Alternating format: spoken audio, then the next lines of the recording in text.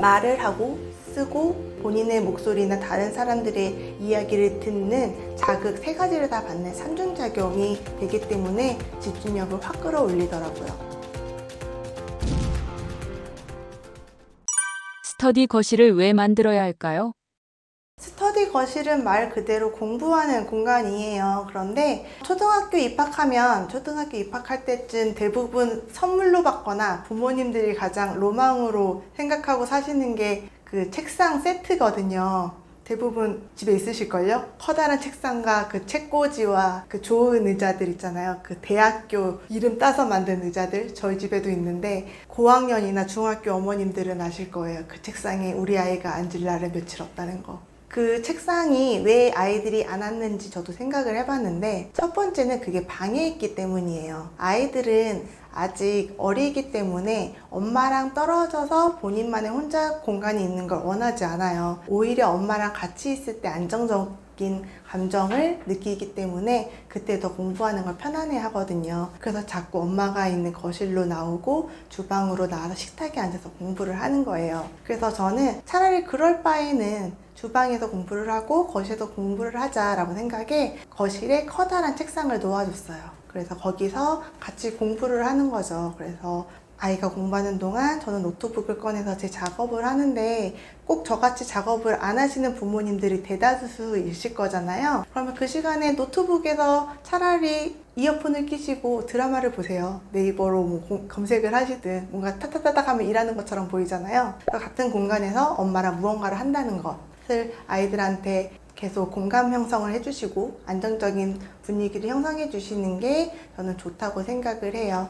그렇게 해서 저는 스터디 거실을 했던 이유가 스터디 방이 아니라 거실을 했던 이유는 그런 이유에서였고요. 또 한 가지는 초등학교 저학년 시기는 집 공부를 가장 많이 하는 저학년 시기에는 엄마가 옆에서 도와줘야 하는 문제들이 너무 많아요. 아이가 아직 문제를 읽고 이해하지 못하거든요.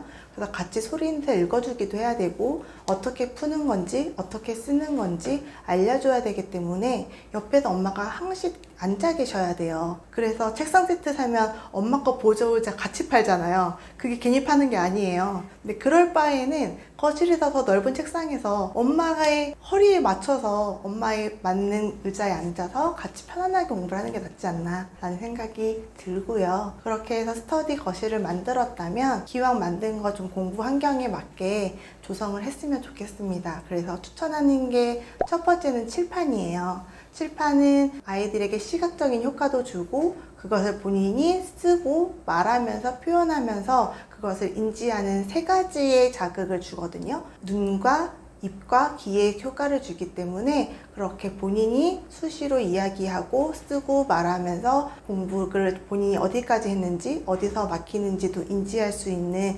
굉장히 도움이 많이 되는 도구이기 때문에 저는 적극 추천을 드리고요. 또 하나는 책장이랑 교재를 정리할 수 있는 공간이에요. 책꽂이를 주로 저는 활용을 하는데 책장에 책도 교과서도 문제집도 있고요. 그리고 교구들도 많이 있어요. 그래서 한눈에 보이게 도와서 아이가 필요할 때마다 바로바로 꺼내 쓸 수 있도록요. 여기에는 사전이나 지구본이나 아니면 아이들이 많이 쓰는 포스트잇이나 색연필, 스티커 이런 것들 있잖아요. 꼭 공부하고 관련된 게 아니어도 좋아요. 아이들이 끄적일 수 있는 거, 메모할 수 있는 것들이라도 아이들이 수시로 책상에 앉아서 무언가 할 수 있도록 해주셨으면 좋겠고, 가장 중요한 건 부모님들이 이 공간을 함께 같이 해주셔야 된다는 거예요.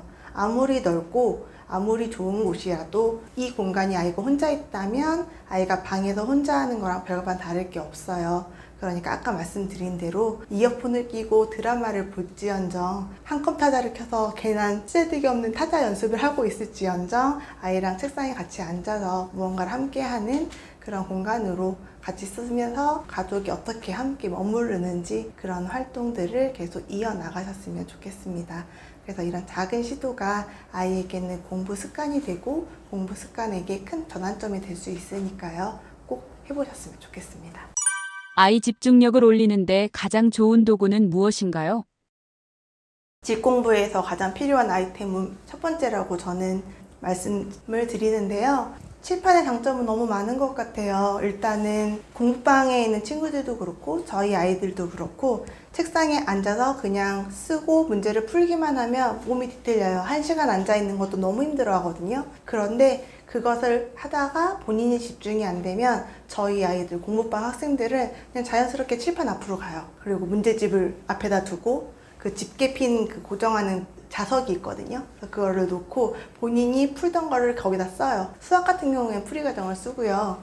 그리고 국어나 뭐 사회과학 같은 경우에는 요점 정의가 되는 단어들을 본인들이 적어놔요. 그래서 그거를 보면서 문제를 푸는 거죠. 그렇게 하면 본인들이 자신도 모르게 쓰면서 말을 하게 되거든요. 그리고 주변에 있는 친구들한테 그걸 설명하고 있어요. 내가 어디까지 어떻게 무엇을 하고 있는지를 설명을 하고 말을 하다 보면 본인이 막힌 부분이 뚫리기도 하고요. 그리고 듣고 있던 가족이나 다른 친구들이 도움을 줘서 그 문제가 풀리기도 하고요.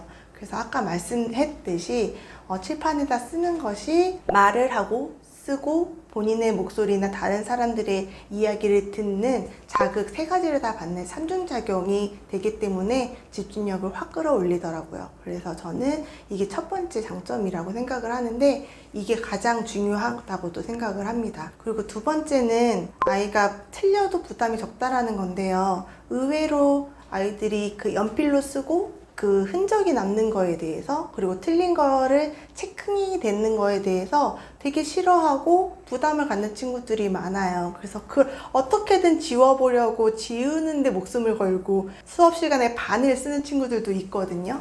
근데 칠판 같은 경우에는 그냥 손가락으로 지워도 지우개로 지워도 금방 그 흔적 없이 바로바로 지워지잖아요. 그래서 그런 부분이 아이들이 좀 더 부담감 없이 자유롭게 생각하고 시도할 수 있게 만들어주는 것 같아요.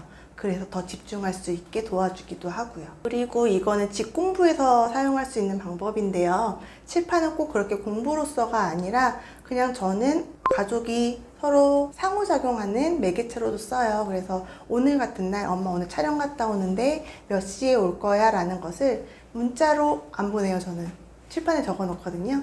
왜냐면 남자친구들은 핸드폰을 게임하는 용도로만 쓰지 전화나 메시지 용도로 쓰지 않거든요. 근데 본인이 가끔씩 궁금할 때가 있어요. 그러면 그걸 칠판으로 보고 거기에 답변은 달아주더라고요. 혼자 제가 보지 않는 문자 오케이 적어놓고 막 그래요. 그런 식으로 대화를 하기도 하고 여행을 가면 뭐 필요한 물건들이나 가고 싶은 장소들 이런 것들을 이제 칠판 안에 적어서 회의를 열기도 하죠. 자신의 물건을 챙기기도 하고요. 이런 식으로 말로 표현을 한다거나 그리고 자신이 필요한 것을 생각을 해서 써보는 자기 주도적인 활동들을 이끌어 보기도 하고 그리고 시간이 흐를수록 가족 간에 특히 아이와 부모 간의 대화가 점점 줄어들게 되거든요.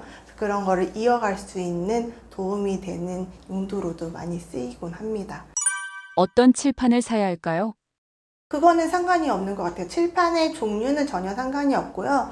그건 집안의 환경에 맞게 구입을 하셨으면 좋겠고 저는 칠판이 방에도 있고요. 그리고 거실에도 있고 주방에도 있어요. 말씀드렸다시피 아이들이 특히 남자친구들은 적는 걸 되게 싫어해요. 그래서 그 적고 메모하는 습관을 들이게 하기 위해서 일부러 칠판을 곳곳에 뒀는데 그 칠판은 다 다르게 생겼어요. 어떤 거는 아기 때 쓰던 벽에 붙이는 칠판 있죠. 그것도 있고 거실에는 제가 공부방을 하다 보니까 이동용으로 그 학원에서 많이 쓰는 그런 일반적인 칠판이고요. 그리고 주방에서 쓰는 거는 비닐처럼 된 아크릴판 아시나요? 그거는 그냥 벽지에도 붙고 냉장고에도 붙거든요. 그래서 그런 걸로 쓱쓱 지워서 쓰고 지우고도 할 수 있고요. 그리고 아이가 미술학원을 다닐 때 그 녹색 칠판 아시죠? 그 녹색 페인트를 칠해서 칠판을 하나 이만하게 A4 크기로 만들어 왔더라고요. 그래서 그거를 방 안에 두고 거기서 스스로 이제 해야 할 일을 적는다거나 중요한 일을 적어 놓을 때 아니면 연산 문제를 풀 때 그럴 때 쓸 수 있도록 제가 체킹을 하기 때문에 칠판의 크기나 재질 같은 건 전혀 상관이 없이 본인들의 가정 환경이나 아이들이 원하는 그런 취향에 따라서 고르시면 될 것 같습니다.